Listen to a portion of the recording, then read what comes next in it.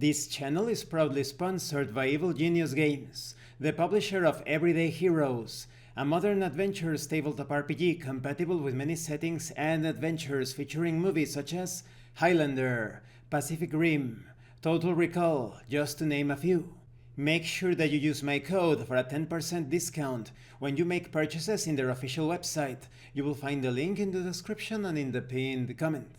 This channel is also proudly sponsored by the Red Room Publishing. Please check out their store for exclusive tabletop RPG products. They have recently released Gothic, a classic horror RPG where science and superstition collide.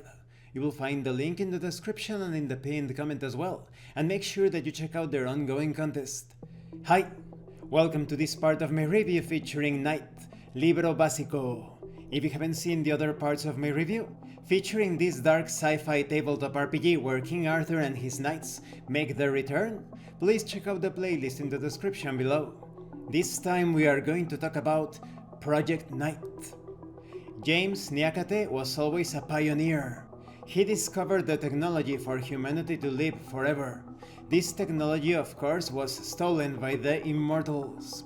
But James Nyakate also realized that humanity needed a weapon, or more precisely, a better armor to fight the darkness, the Anathema, the horror.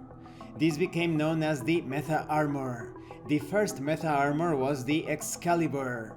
It was powered by a very interesting mineral, a metallic mineral that could only be found within the darkness itself.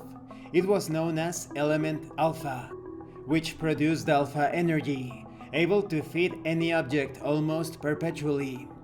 In 2036, the Excalibur Meta Armor was given to the Eurocorps veteran Raphael McTavish.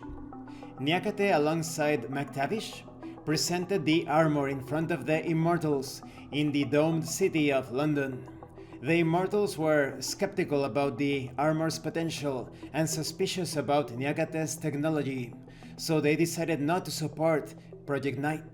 However, in Dublin, the darkness appeared out of nowhere. It was the perfect opportunity for McTavish to prove his worth using the Excalibur. He went alone into the heart of Dublin and annihilated all of the forces spawning from the stain of darkness. However, he was severely wounded and his armor almost completely shattered. Luckily enough, the survivors tended to his wounds and the armor was repaired. But now the Immortals were convinced, grudgingly so. Now they supported Project Knight, provided the weaponry needed for a new batch of meta armors.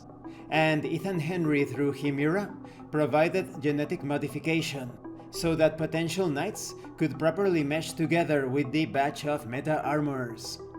From then on, McTavish was known as Arthur, and Nyakate was known as Merlin.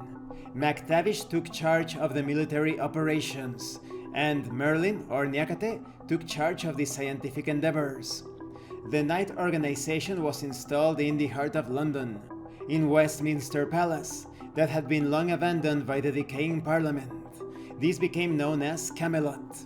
Many meta armors were then produced. Thousands of candidates applied to be worthy of wearing the meta armors, but very few of them actually passed the first test, which consisted of moving a single arm of the meta armor while being encased within it. And this concludes this part of the review. In the next part we are going to talk about the knights in current times. It is so legendary, the appearance of Arthur and Merlin once more to rescue the world from the encroaching darkness. And the appearance of new knights of the Round Table is also quite glorious, although it is still quite obnoxious that they need the support of the Immortals to provide the technology. Thank you for watching this part of the review. Don't forget to leave a like, a comment and subscribe. And thank you so much to those of you that are going the extra mile to support the channel. If anyone else wishes to further support the channel, consider joining as a member and enjoying exclusive tabletop RPG tips. You can also use the super thanks button and check out the pinned comment below. This has been Abraham L. Jaguar, a professional game master. I am currently unavailable for professional sessions, but I will put my contact information in the description and in the pinned comment for when I am available again. And remember, in tabletop RPGs, you are not having a conversation about your characters. You are experiencing the game world as your characters. Once again, thank you and see you later.